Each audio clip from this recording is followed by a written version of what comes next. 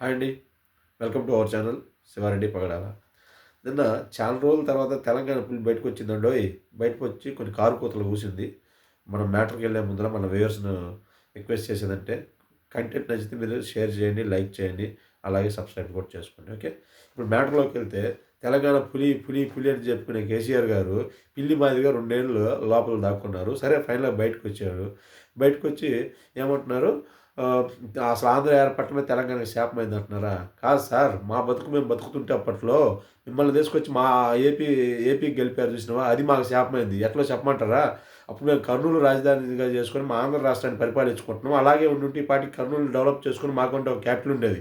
అట్లా కాకుండా మిమ్మల్ని తీసుకొచ్చి మమ్మల్ని కలపటం, మాలో కలపటం వల్ల ఆంధ్రప్రదేశ్‌ని చేయటం వల్ల దాన్ని ఏమైంది హైదరాబాద్‌ని క్యాపిటల్‌గా చేసుకొని ఉమ్మడి క్యాపిటల్‌గా అప్పుడు పాలకులు చేసిన పొరపాట్లు కావచ్చు, ఏమని అనుకోవచ్చు. ఆ! అయితే హైదరాబాద్‌ను డెవలప్ చేసి అందరూ కలిసి వడ్డించిన విస్తరణలాగా మీ చేతికిచ్చి మాకు కనీసం రాజధాని లేకుండా కట్టుబట్టలతోటి ఇక్కడికొచ్చి భవనాలు కూడా లేకుండా ఏమి ఆ తాత్కాలిక భవనాలలో పరిపాలన చేసుకున్న బతుకు మాది సార్. మీ వల్ల మాకు శాపమైంది కానీ మా వల్ల మీకు శాపం కాల. ఇప్పుడు మీరు ఇట్లా ఎందుకు మాట్లాడుతున్నారంటే మనల్ని కాళ్ళు ఇరగ్గొట్టి దొడ్లో పడుకోబెట్టారు కదా తెలంగాణ ప్రజలు. ఇప్పుడు మనకు బతుకు లేదు. మళ్ళీ ఆంధ్రోళ్ళ మీద ఏడ్చి మన గబ్బు నోరులతోటి వాళ్ళని ఈ శాపనార్థాలు పెట్టేసి మనం మళ్ళీ అధికారంలోకి రావాలని చూస్తున్నాం. ఇదే కదా మన బతుకు. ఇంతకు మించిన మన బతుకు ఏముంది? ఆ! మీరు ఇట్లాంటివన్నీ అనే మా శాపాలన్నీ మీకు తగిలే కుటుంబం ఏ రకమైంది? చిన్నాభిన్నమైంది. మీరు ఏమంటారు? 10 ఏళ్ళు స్వర్ణయుగంలాగా పరిపాలించామంటారుగా. ఆ స్వర్ణయుగంలో మీరు చేసిన మురికి, మీరు చేసిన అవినీతి, మీరు చేసిన దందాలు మీ బిడ్డ, మీ కూతురు, మీ ముద్దుల కూతురు వచ్చి బయట పెడుతుంది. ముందు పోయి వాటిని కనుక్కోండి. వాటితో పాటు ఇంకా మీరేమంటున్నారు? ఇంకా ఏమున్నాయి? మీ కట్టప్ప అంటున్నారు కదా వెనకాల. మీ వాళ్ళే అంటున్నారు, మీ తెలంగాణ వాళ్ళే కట్టప్పలాగా ఉన్నాడు వెనకాలని. పోయి ఆ కట్టప్ప సంగతి ఏందో చూసుకోండి. అంతేకాకుండా మీ ముద్దులు కొడుకున్నాడు కదా కేటీ రామారావు గారు. ఆయన రేసింగ్ కేసులలో వాటిలలో ఇరక్కపోయి నానా తలమునకలు అయింది. తర్జన పడుతున్నాడు క్రెడిబిలిటీ సంపాదించుకోలేక. పోయి వాటిని చూసుకోండి. ఇంకా ఏమంటున్నారు మీరు? ఆంధ్రోళ్ళ ఎంఓఏల మీద స్టార్ హోటల్లో పనిచేసే వంటకాళ్ళు వచ్చి సంతకాలు పెట్టినరా?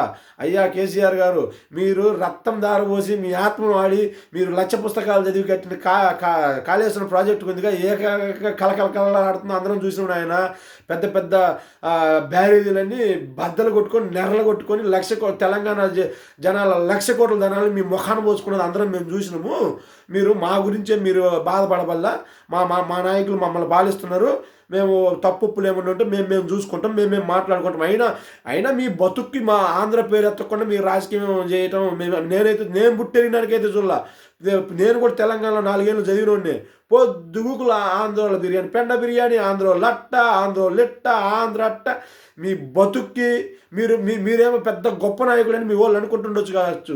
మేము అనుకుంటున్నాం. మేము లేకపోతే నీకు రాజకీయం చేయలేనంత చేతకాని వాళ్ళు మీరని నేను అనుకుంటున్నా. దయచేసి ఇక మీదైనా మీరు సరిగా రాజకీయం చేస్తే మా ఆంధ్రోళ్ళని అనకుండా, మా ఆంధ్రని అనకుండా మీ రాజకీయం మీరు చేసుకోండి. ఇప్పటికే అని అనుభవిస్తున్నారు మీరు. ఇంకా కూడా అనుభవించొద్దని నేను కోరుకుంటున్నా. దయచేసి మీ పాపాలని ఇప్పటికైనా కడుక్కోండి. మా ఉసురు పోసుకోవడం మానండి. చాలా జరిగింది. మీకు ఆరోగ్యపరంగా దెబ్బతిన్నారు, కుటుంబ పరంగా దెబ్బతిన్నారు, రాజకీయ పరంగా దెబ్బతిన్నారు, అన్ని రకాలుగా దెబ్బతిన్నారు మా ఆంధ్రలో శాపం ఉసురు పోసుకొని. ఇంకా కూడా పోసుకోవద్దండి. ఇంకా కూడా పోసుకోవడం మొదలు పెడితే ఇంకా ఇంతకింతకి దిగజారడం తప్ప ఇంకా లేవలేరు చెప్తున్నా. దయచేసి అర్థం చేసుకోండి సార్. నేను మిమ్మల్ని ఏమనట్లేదు, రిక్వెస్ట్ చేస్తున్నాను. Okay. Thank you so much.